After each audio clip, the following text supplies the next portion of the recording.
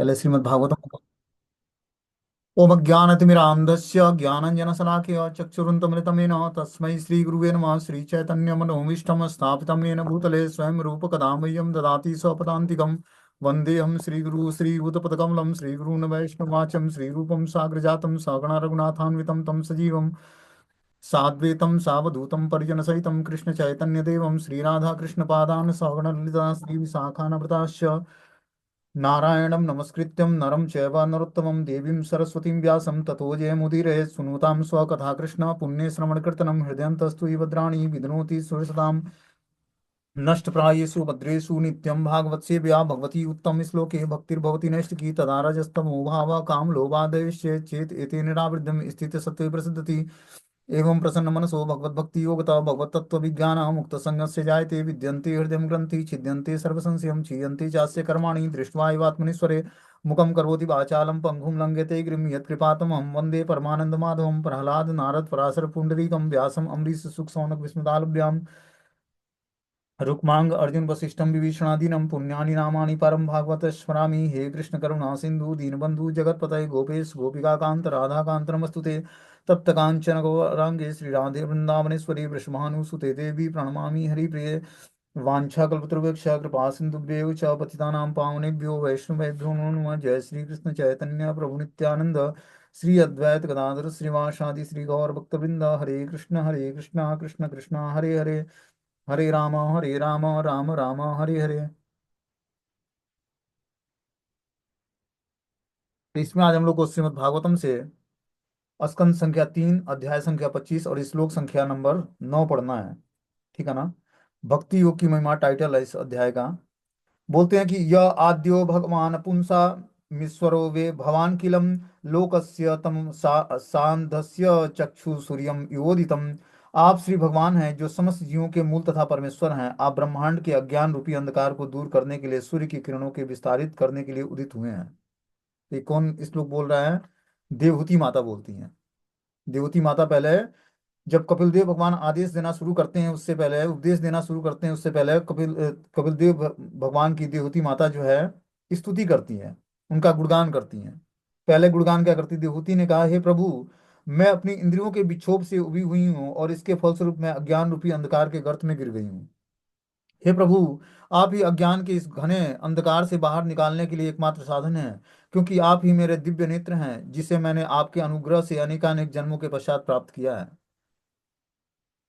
अब आगे बता रहे हैं कि इस श्लोक में, 9वें श्लोक में, कि आप श्री भगवान हैं जो समस्त जीवों के मूल तथा परमेश्वर हैं। आप ब्रह्मांड के अज्ञान रूपी अंधकार को दूर करने के लिए सूर्य की किरणों को विस्तारित करने के लिए उदित हुए हैं। बोलते हैं कपिल मुनि पूर्ण पुरुषोत्तम भगवान कृष्ण के अवतार माने जाते हैं। यहाँ पर आद्यम शब्द का अर्थ है समस्त जीवों का मूल और पुंसाम ईश्वर का अर्थ है जीवों के ईश्वर।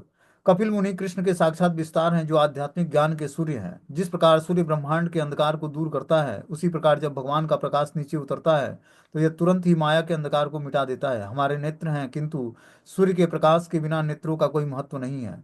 इसी तरह भगवान के प्रकाश के बिना या गुरु की अलौकिक कृपा के बिना वह वस्तुओं को उसी रूप में नहीं देख सकता है।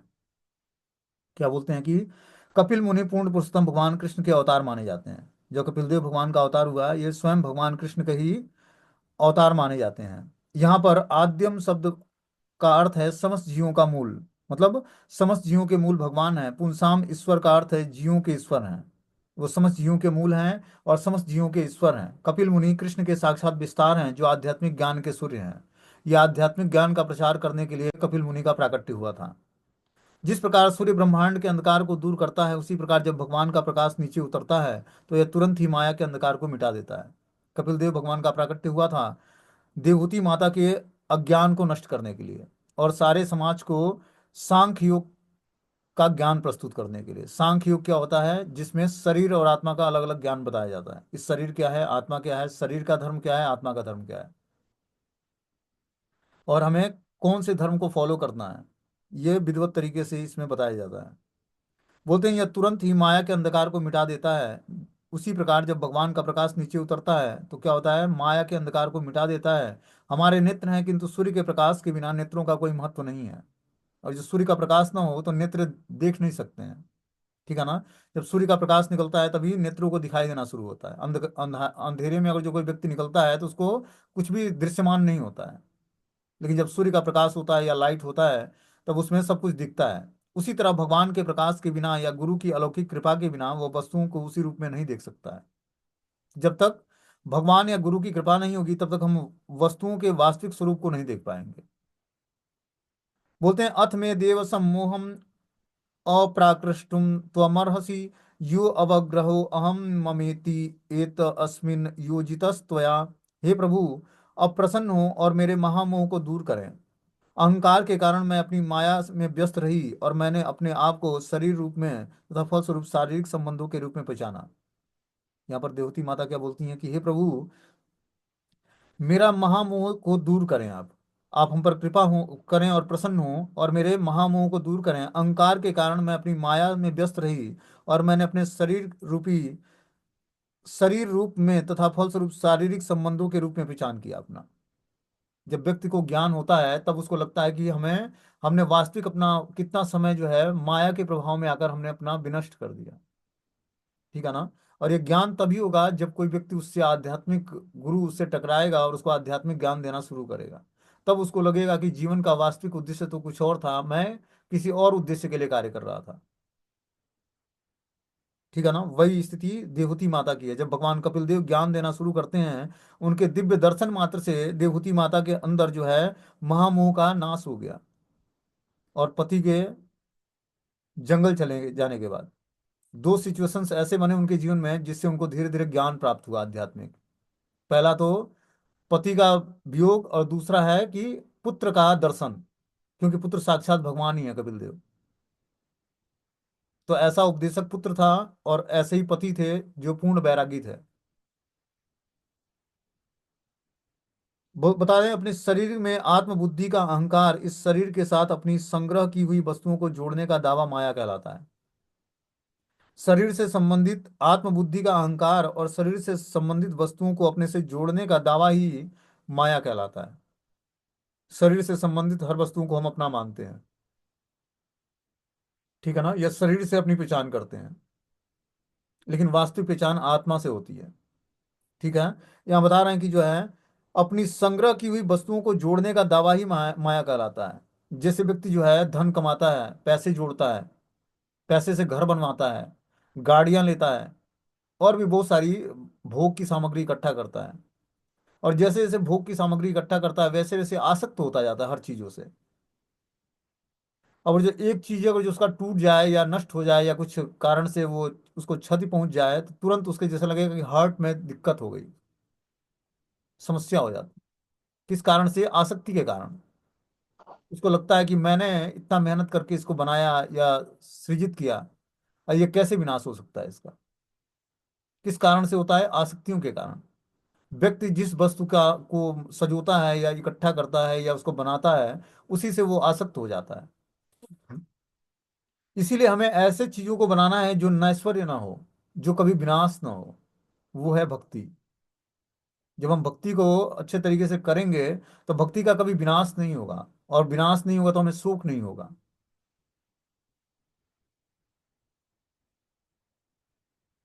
मैं हर एक के हृदय में आसीन हूँ। बता रहे हैं भगवत गीता के 15वें अध्याय में भगवान कहते हैं कि मैं हर एक के हृदय में आसीन हूँ और सबों की स्मृति और विस्मृति मुझी से है। देवहूति ने कहा कि अब आपको शरीर मानना और शारीरिक वस्तुओं के प्रति आसक्ति भी भगवान के निर्देश में है। तो क्या इसका यह अर्थ हुआ कि भगवान एक को भक्ति और दूसरे को इंद्रिय तृप्ति में लगाकर भेदभाव बरतते हैं? यदि ऐसा होता तो भगवान की ओर से यह असंगति होगी, किंतु वास्तव में ऐसा नहीं है। जो ही जीव भगवान के प्रति अपनी वास्तविक स्वाभाविक दासता की स्थिति भूल जाता है और इंद्रिय तृप्ति के माध्यम से भोग करना चाहता है तो माया द्वारा बंदी बना लिया जाता है। जब व्यक्ति अपने वास्तविक स्वरूप को भूल जाता है कि मैं भगवान का नित्य दास हूँ और भगवान की दासता छोड़ देता है, तब वो माया का तुरंत दास बन जाता है। माया उसको गिरफ्त में ले लेती है और क्या करती है? फिर भटकाना शुरू करती है। माया द्वारा यह बंधन शरीर तथा शारीरिक वस्तुओं के प्रति आसक्ति के साथ झूठी पहचान की चेतना है। जब व्यक्ति माया से ग्रसित हो जाता है तो अपना वो झूठा पहचान करता है इस भौतिक संसार में। और यह माया का के कार्य है कि चूंकि माया भी भगवान की एक एजेंट है, अतः परोक्षतः यह भगवान का कार्य है। भगवान दयालु हैं, यदि कोई उन्हें भुलाकर इस भौतिक जगत का सुख उपयोग उपभोग करना चाहता है, तो उसे इसकी पूरी छूट प्रत्यक्ष रूप से नहीं, अपितु उनकी भौतिक शक्ति माया के माध्यम से मिलती है। तो जीवात्मा को भगवान ने फ्री विल दिया है, स्वतंत्रता दिया है कि अपनी स्वतंत्रता का सही उपयोग करो। लेकिन जब व्यक्ति अपनी स्वतंत्रता का गलत उपयोग करता है, जैसे मान लो कि इस टाइम पर हम लोग क्लास सुन रहे हैं, तो स्वतंत्रता भगवान ने हमें दी है, हो सकता है हम टीवी भी बैठ के देख सकते थे, लेकिन कृष्ण कथा का श्रवण कर रहे हैं, मतलब टाइम को यूटिलाइज कर रहे हैं भगवान की सेवा में। तो ये क्या है, ये बहुत ही ऑस्पिशियस है, बहुत ही शुभ है। और इसी टाइम पर कितने लोग सीरियल देख रहे होते घर में बैठ के, कि ठंड है, रजाई ओढ़ के चाय पी रहे होते और सीरियल देख रहे होते। वो भी एक जीवन है। और एक है कि भगवान कृष्ण की कथाओं के प्रति हमारी रुचि, श्रीमद् भागवतम की कथाओं को सुनने का चांस मिल रहा है, हम उसको अपने टाइम को यूटिलाइज करके और भगवान की सेवा में लगे हुए हैं। तो ये टाइम का सही उपयोग है, ये हमारे जीवन को मुक्त बनाएगा। और वो जो रजाई के अंदर बैठ के टेलीविजन देखेंगे, वो हमारे जीवन में बद्ध बनाएगा हमें। ठीक है ना। ये चीजें बता रहे हैं यहाँ पर कि इस भौतिक जगत में सुख सुख उपभोग करना चाहता है, तो उसे इसकी पूरी छूट प्रत्यक्ष रूप से नहीं, अपितु भौतिक शक्ति के माध्यम से मिलती है। भगवान अपनी भौतिक शक्ति जो माया शक्ति है, उसके माध्यम से उसको सब कुछ फैसिलिटी उपलब्ध कराते हैं भगवान, कि तू बद्ध होना चाहता है तो बद्ध हो जा। और इस तरह से जीवात्मा जो है भगवान से विमुख होकर माया की सेवा में लग जाता है। क्योंकि यह भौतिक शक्ति भगवान की शक्ति है, और प्रत्यक्ष रूप से विस्मृति करने की सुविधा प्रदान करने वाले भगवान की ही होते हैं।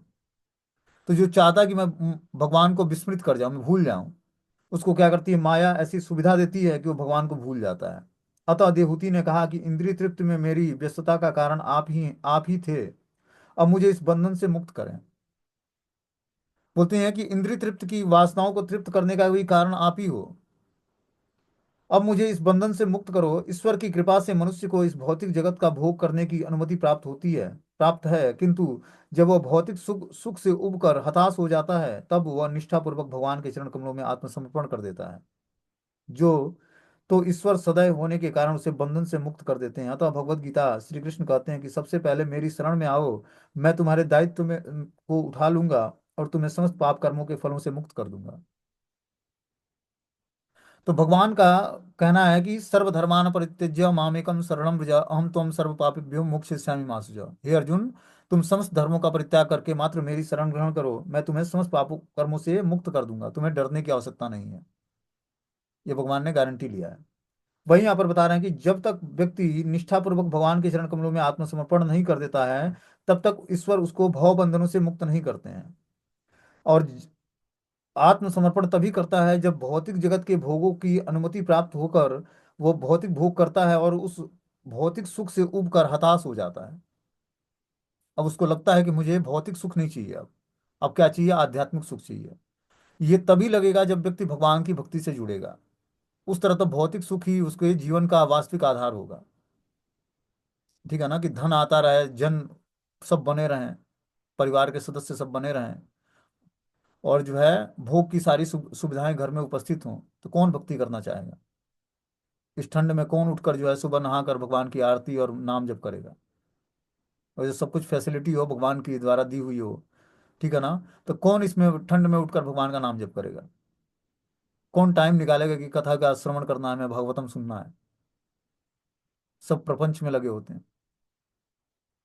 तो ये कलयुग का प्रभाव है। आज से लगभग 15 से 20 साल पहले सबके घरों में भागवतम की कथा हुआ करती थी, रामायण सभी लोग शाम को सुनते थे, एक जगह चौपाल लगता था, बैठा जाता था, और सभी लोग एक साथ जो है भागवतम या श्रीमद् भगवत गीता या रामायण की कथाएं होती थी और सभी लोग सुनते थे बैठ के। वो धीरे धीरे परंपरा लुप्त हो गई। और मैंने खुद देखा है, मतलब अपने ही अपने ही शरीर में देखा है, इसी शरीर में,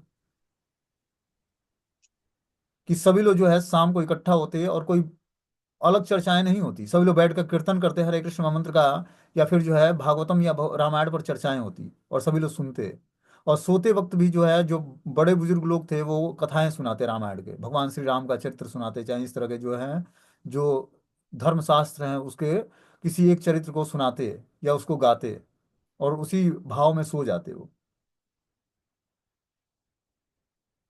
तो वो सारी परंपरा धीरे धीरे लुप्त हो रही है। जैसे जैसे टेलीविजन का प्रसार बढ़ता जा रहा है, अलग अलग चैनल आते हैं, उसमें अलग अलग सीरियल आता है, अलग अलग रहस्यमय घटनाएं दिखाई जाती हैं।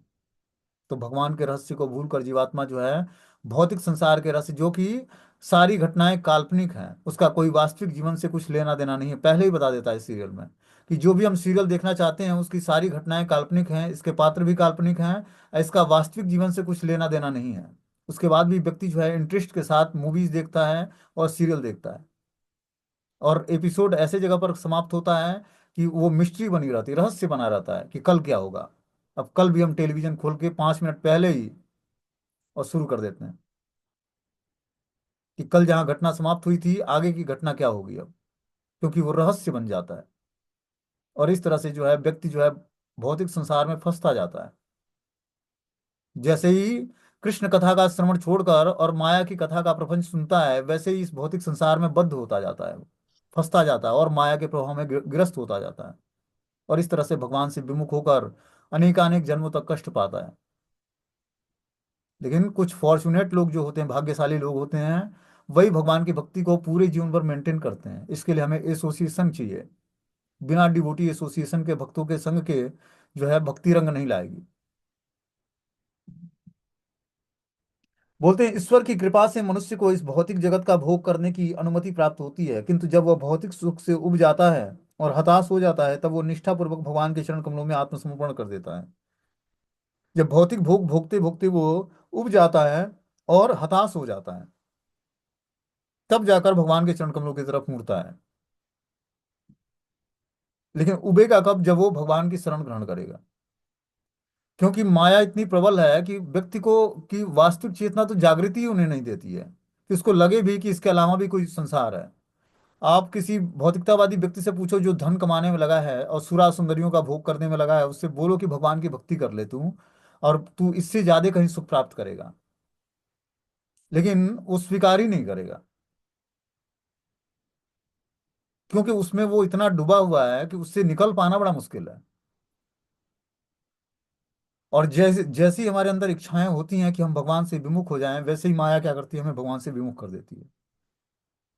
इसीलिए इस पाथ पर बने रहना, उस चेतना को जागृत रखना जो आध्यात्मिक चेतना है, ये बहुत ही आवश्यक है। बहुत ही सेंसिटिव रास्ता है ये, बहुत ही सकरा रास्ता है। इस रास्ते पर चलने के लिए हमें बहुत ही सावधान रहना पड़ेगा, तभी हम पूरे जीवन भर भक्ति को मेंटेन कर पाएंगे। आगे बता रहे हैं कि त्वं त्वं गतां शरणं शरण्यं स्वभृत्य संसार तरो कुठारम जिज्ञासयाहं प्रकृते पुरुषस्य नमामि स्वधर्म विदा वरिष्ठम। देवहूति ने आगे कहा कि मैंने आपके चरण कमलों की शरण ग्रहण की है, क्योंकि आप ही एकमात्र व्यक्ति हैं जिनकी शरण ग्रहण की जा सकती है।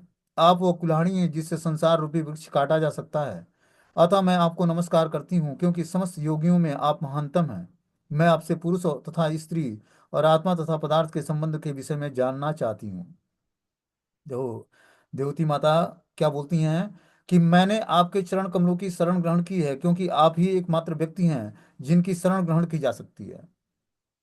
शरण किसकी ग्रहण की जा सकती है? जो हमें आध्यात्मिक ज्ञान प्रदान करे।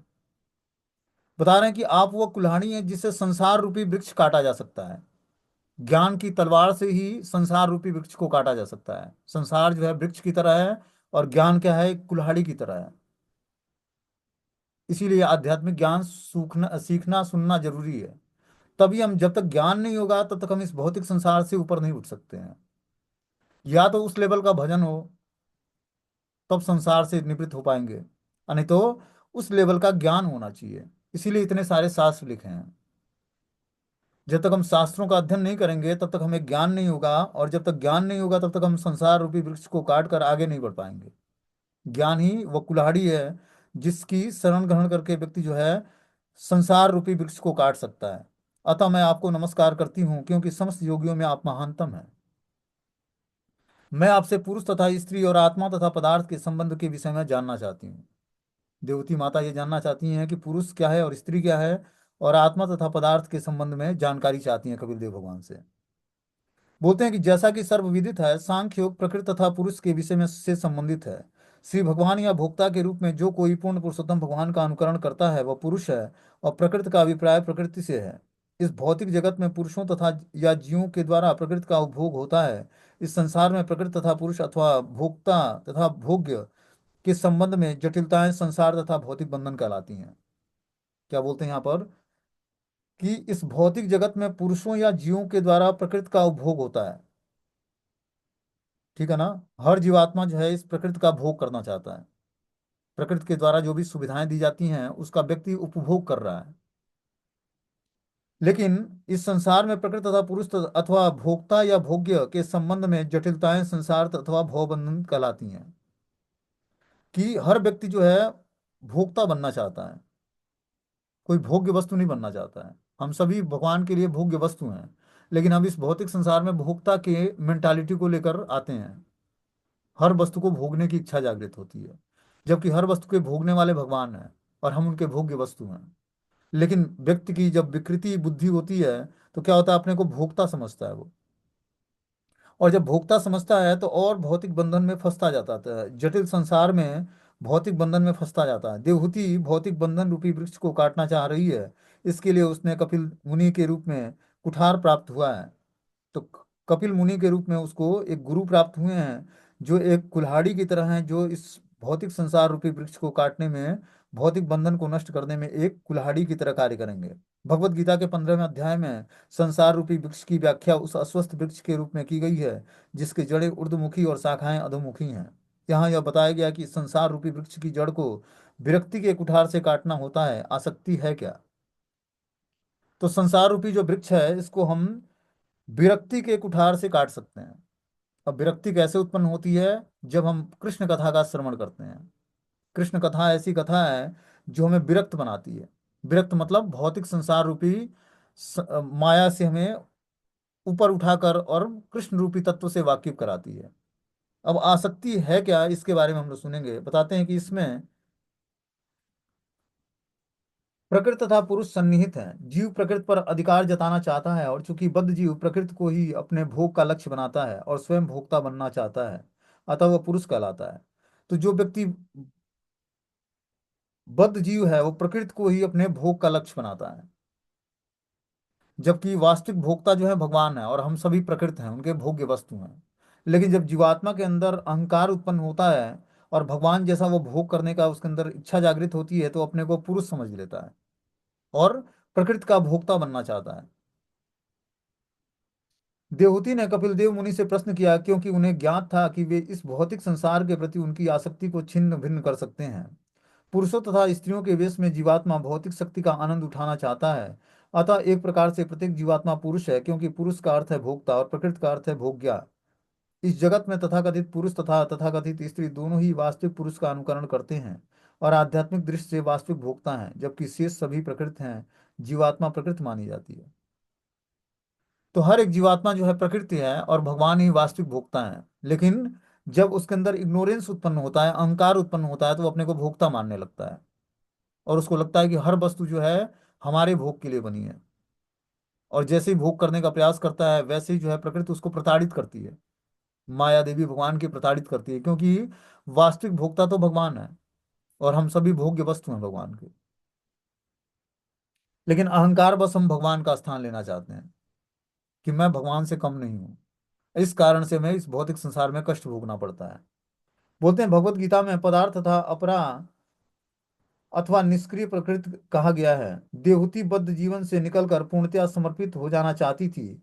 भगवत शरण्यम है जिसका अर्थ यह होता है कि वे ही एकमात्र व्यक्ति हैं जिसको पूर्ण रूप से समर्पण किया जा सकता है, क्योंकि वे ऐश्वर्यों से पूर्ण हैं। यदि कोई सचमुच विश्राम चाहता है तो सर्वश्रेष्ठ मार्ग है कि वह पूर्ण पुरुषोत्तम भगवान की शरण में जाए। भगवान का को यहाँ पर सधर्म वीरा वरिष्ठम कहा गया है। यह बताया गया कि दिव्य वृत्तियों में सर्वश्रेष्ठ वृत्ति श्री भगवान की प्रेमा भक्ति है। तो देवहूति माता ये चाहती थी कि वो बद्ध जीवन से निकलकर पूर्णतया समर्पित हो पाए भगवान को। भगवान शरण्यम है जिसका अर्थ यह होता है कि वे ही एकमात्र व्यक्ति हैं जिससे पूर्ण रूप से समर्पण किया जा सकता है। जो है भगवान ही एकमात्र ऐसे व्यक्ति हैं जिसको जीवात्मा पूर्ण समर्पण करके और मुक्ति लाभ कर सकता है, मुक्ति प्राप्त कर सकता है। इस भौतिक संसार में जीवात्मा जितना ही भोग करने की इच्छा जागृत करता है उतना ही बद्ध होता जाता है, उतना ही भगवान से विमुख होता जाता है। आगे इस पर मैत्रेय ऋषि बोलते हैं कि मैत्रेय उवाच इति स्वामातु निरग्यम मिश्रितम निशम्यम पुंसाप अपवर्ग वर्धनम धियाभिनद्यामवतां सतां गतिं बभाष्य ईस्या स्मितं शोभितातनम। मैत्रेय ने कहा कि दिव्य साक्षात्कार के लिए अपनी माता की कलमश से रहित इच्छा को सुनकर भगवान ने मन ही मन उनके प्रश्नों के लिए धन्यवाद दिया, और इस प्रकार मुस्कान युक्त मुख से उन्होंने आत्म साक्षात्कार में रुचि रखने वाले अध्यात्मवादियों के मार्ग की व्याख्या की। यहाँ पर देखते हैं देवती माता जो है दिव्य साक्षात्कार के लिए प्रश्न करती हैं अपने पुत्र कपिल देव भगवान से। वो पूछती हैं कि मैं कैसे दिव्य साक्षात्कार करके इस भौतिक संसार रूपी अज्ञानता को पार कर सकती हूँ। आप ही ऐसे कुल्हाड़ी हैं जो हमारे भौतिक संसार रूपी बंधन को नष्ट कर सकते हैं।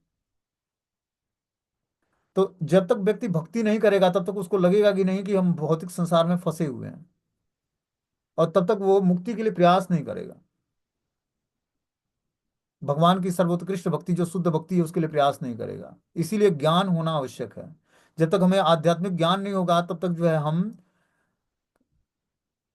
देखो, जब तक हमें डेस्टिनेशन पता नहीं होगा कि किस डेस्टिनेशन को प्राप्त करना है, तब तक हम उसके लिए प्रयास कैसे करेंगे। 16 माला जपना तो आवश्यक है, लेकिन जपने के साथ साथ हमें आध्यात्मिक ज्ञान सुनना आवश्यक है। तभी हम जान पाएंगे कि हमारा वास्तविक डेस्टिनेशन क्या है, जाना कहाँ है, प्राप्त कैसे करना है उस चीजों को। और तभी तो हम उसके लिए प्रयास करेंगे। जब तक हमारे अंदर ईगरनेस नहीं होगी, कोई भी भगवत धाम नहीं जाना चाहता है। जो 16 माला भी जप कर रहा है उसको भगवान ने भोग की फैसिलिटी दे रखी है, बढ़िया पति पत्नी हस्बैंड वाइफ बच्चे बीवी सब कुछ घर परिवार सब कुछ संपन्न है। कौन छोड़कर भगवत धाम जाएगा। एक बार नारद मुनि आए, ठीक है ना, और इस धरती पर भगवान के धाम से घूमते घामते यहाँ पर आ गए। देखे कि एक बूढ़ा व्यक्ति है। अब वो मतलब ज्यादा बूढ़ा नहीं था, यंग एज का था। मतलब यंग एज मतलब वृद्धावस्था और युवा अवस्था के बीच की अवस्था थी उसकी। उसने वो नारद मुनि को प्रणाम किया। तो नारद मुनि से ने पूछा कि तुम मेरे साथ भगवत धाम चले चलो, मैं तुमको अपने साथ ले जाना चाहता हूँ। बोला नहीं नारद मुनि, अभी मैं पुत्र की कामना करने के लिए मैंने यज्ञ शुरू किया है। मैं यज्ञ संपन्न करके पुत्र प्राप्त करूंगा। पुत्र प्राप्त कर लूंगा, उसके बाद उसका विवाह संस्कार पढ़ाई लिखाई कराकर उसका विवाह संस्कार करके उसको अपने स्टेबल कर दूंगा। उसके बाद मैं कुछ सोचूंगा इसके बारे में, भगवत धाम जाने के बारे में। तो अब नारद मुनि बोले क्या। नारद मुनि चले गए वहां से। कुछ दिन बाद फिर आते हैं। बच्चा हो गया होता है, पढ़ाई लिखाई कर रहा होता है। फिर वही बात बोलते हैं नारद मुनि। फिर बोलता है कि हाँ बच्चा हो गया हमारा, पढ़ाई लिखाई कर रहा है, जॉब हो जाए उसकी, शादी विवाह हो जाए, उसके बाद मैं निश्चिंत हो जाऊंगा। वो अपने पैर पर स्टेबल हो जाएगा, खड़ा हो जाएगा, फिर मैं आपके साथ चले चलूंगा भगवत धाम। फिर कुछ दिनों बाद आते हैं तो बच्चे का विवाह भी हो गया होता है, बच्चा स्टेबल हो गया होता है, जॉब वो भी लग गई होती है। अब सब कुछ परफेक्ट तरीके से व्यवस्थित हो गया होता है। फिर नारद मुनि बोलते हैं कि अब तो चले चलो। तो अब तो चले चलो, पता लगा कि अब बच्चों के बच्चे को पालना है। अभी छोटे छोटे बच्चे मतलब पोते होने वाले हैं, उसका मुंह देख लूं तो फिर मैं चले चलूंगा। अब पोता भी हो गया, अब ये वृद्धावस्था को प्राप्त हो गया। अब नारद मुनि ने बोला कि अब तो चले चलो, अब तो बस मरने के कगार पर हो। अब जो बच्चे के बच्चे हैं उसका विवाह हो जाए तब मैं चले चलूंगा। पता लगा उसकी मृत्यु हो गई। अब मृत्यु हो गई, इसी सोच में उसने शरीर छोड़ा कि इतना बड़ा मैं घर बनाया हूं, ठीक है ना, इसका इसकी रक्षा कौन करेगा, मैं नहीं रहूंगा तो रक्षा कौन करेगा। अब रक्षा के उद्देश्य से वो उसी चिंतन में परिवार में जो है शरीर छोड़ देता है, और उसी घर में कुत्ता बन के आता है, क्योंकि उसको रखवाली करने की चिंता थी। उसी घर में कुत्ता बन के आ गया। अब बच्चे तो पहचाने नहीं कि ये पिताजी हैं जो कुत्ते के शरीर में आए हैं। दो चार रोटी फेंक देते और घर में घुसता तो लात मारते उसको, क्योंकि उसको तो रखवाली करने की चिंता थी कि हर एक वस्तु जो है यथारूप में मैं रखवाली करूंगा। उसी भाव में, जिस भाव में व्यक्ति अंत काले च माम एवं स्मरण मुक्ता कलेवरम, अंत काल में जिस जिस भाव का व्यक्ति चिंतन करता है उसी उसी भाव को प्राप्त करता है। तो इसने तो रखवाली करने के भाव से ही शरीर का त्याग किया था कि इतना बड़ा मैंने मकान बनवाया है, ये इतने सुंदर सुंदर बच्चे हमने पाल कर बड़े किए हैं, इनके भी बच्चे हो गए हैं, इन मेरे ना रहने पर इनकी देखभाल कौन करेगा। ये है आसक्ति। अब नारद मुनि फिर आते हैं, उस कुत्ते से बोलते हैं कि बेटा अब तो कुत्ते के शरीर में तू आ गया है, अब तो चले चल मेरे साथ भगवत धाम। मैं चला जाऊंगा नारद मुनि, तो इस घर की रखवाली कौन करेगा? वो कुत्ते की भाषा में नारद जो ऐसे भक्त होते हैं बढ़े चढ़े, वो किसी की भाषाओं को समझ जाते हैं। मतलब वो कुत्ते के शरीर में है, उसके बाद भी वो भगवत धाम जाना नहीं चाहता है। तो व्यक्ति सभी माला जप करते हैं, ठीक है ना, सभी अलग अलग शास्त्रों को पढ़ते हैं, भगवान की सेवा करते हैं, और जो भी है, लेकिन सबकी इच्छाएं भगवत धाम जाना नहीं है। ये इच्छा तभी जागृत होगी जब हम ऐसे भक्तों का संग करेंगे जो भौतिक भोग से ऊपर उठ चुके हैं। नहीं तो भौतिक भोग की इच्छाएं तब तक बनी रहेंगी जब तक व्यक्ति मतलब शरीर छोड़ देगा, उसके बाद दूसरा जन्म होगा, उसके बाद भी भौतिक भोग से छुटकारा प्राप्त नहीं होना है। ऐसा नहीं कि जीवन समाप्त हो गया तो भौतिक भोग से छुटकारा मिल जाएगा और हम नाम तो जब करते हैं जी। हो सकता है कि तीव्रता से आपने भजन किया तो दूसरा शरीर फिर से मनुष्य का मिल जाएगा, लेकिन भौतिक भोगों से उबरना बहुत ही मुश्किल है। कि धनम जन्म कविता सुंदरी, बताया ना चैतन्य महाप्रभु ने कि न धनम न जन्म न सुंदरी, कविता वा जगदीश काम है, मम जन्मनि जन्मनेश्वरी भवताद भक्ति हेतु की त्वयि। ऐसी अहेतु की भक्ति प्राप्त करना बहुत मुश्किल है। ये प्रार्थनाएं तभी व्यक्ति के अंदर से निकलेंगी जब वो, बता रही हैं यहाँ देवती माता की, जब तक व्यक्ति भौतिक भोग की वासनाओं से उब नहीं जाता है और वो भगवान से प्रेयर नहीं करता कि भगवान हमें इससे इस कष्टमय जीवन से उबार लो, तब तक वो भौतिक भोग की वासनाओं से छूट नहीं सकता है। अब बढ़िया धन दौलत घर गृहस्थी हो, कौन छोड़कर भगवान के धाम जाना चाहेगा? फर्स्ट क्लास घर में सेवा भी हो रही है ठाकुर जी की, नाम जब भी चल रहा है, पकौड़े तल के खिलाया भी जा रहा है, खुद भी खा रहे हैं, ठाकुर जी भी आनंद में है और भक्त भी आनंद में है। तो क्यों जाना चाहेगा भाई छोड़ के? इस ठंड में चाय के साथ गुरुकुल वो गोकुल टी और पकौड़े तल के खा रहे हैं तो आराम से। तो कौन इस ठंड में नाम जप करके सुबह सुबह मंगला आरती करके और भगवान के धाम, मुझे भगवान के धाम जाना, इसकी चिंता में लगा होगा? इसीलिए बताते हैं भगवान कि बहुत ही सकरा रास्ता है। हजारों लोग एक साथ जुड़ते हैं और उसमें से कुछ लोग सिद्धि के लिए प्रयास करते हैं। उन सिद्धि के प्रयास करने वाले हजारों लोगों में कोई व्यक्ति, एक व्यक्ति सिद्धि को प्राप्त करता है, वास्तविक उद्देश्य को प्राप्त करता है। इतना रेयर है, इतना मुश्किल है प्राप्त करना भगवत धाम को जाना। पहले तो व्यक्ति के अंदर इच्छा ही जागृत नहीं होगी, जाना तो दूर की बात है, इच्छा पहले तो जागृत हो ना, कि हमें वास्तव में भगवान की भक्ति को प्राप्त करना है, शुद्ध भक्ति को प्राप्त करना है। हम हमें अपनी सारी इच्छाओं को समाप्त करना है। जब तक हम शुद्ध नाम नहीं लेंगे तब तक हमारी भोग की इच्छाएं समाप्त नहीं होंगी, और जब तक भोग की इच्छाएं समाप्त नहीं होंगी तब तक भगवत प्राप्ति तो दूर की बात है, भगवान के रास्ते पर चलना भी हमने शुरू नहीं किया। जब हम इस रास्ते पर चलना शुरू करेंगे तो सबसे पहले क्या करते हैं भगवान? धनम च मानम च रूपम च यशम च सब कुछ छीन लेते हैं। अब चल बेटा तू इस रास्ते पर। देंगे लेकिन टाइम से देंगे, पहले कठोर एग्जाम होगा। जैसे बलि महाराज को भगवान ने सब कुछ दिया, सुतल लोक का राजा बना दिया, जो स्वर्ग से भी ज्यादा वैभवशाली है, लेकिन पहले क्या किया? सब कुछ छीन लिया, क्योंकि वो अहंकार में मत थे। बोले मैं चक्रवर्ती सम्राट हूं, मुझसे तुम 3 पग भूमि मांग रहे हो, तुम मुझसे एक नगर मांग लो, एक गांव मांग लो। तो बामन महाराज, भगवान ने क्या बोला? मैं एक बटु ब्रह्मचारी हूँ, और ब्रह्मचारी ब्राह्मण को उतना ही लेना चाहिए किसी से जितने की आवश्यकता हो। भोग की सामग्री को जुटाएगा तो विनष्ट हो जाएगा। आप हमारे चरणों से हमें 3 पग भूमि नाप कर दे दीजिए। तो बलि महाराज अपने ऐश्वर्य में थे, ऐश्वर्य के घमंड में थे। नहीं नहीं, बटु ब्रह्मचारी, आप मुझसे गांव मांग लो, नगर मांग लो, एक राज्य मांग लो, मैं सब कुछ देने में सक्षम हूँ। लेकिन भगवान ने स्वीकार नहीं किया।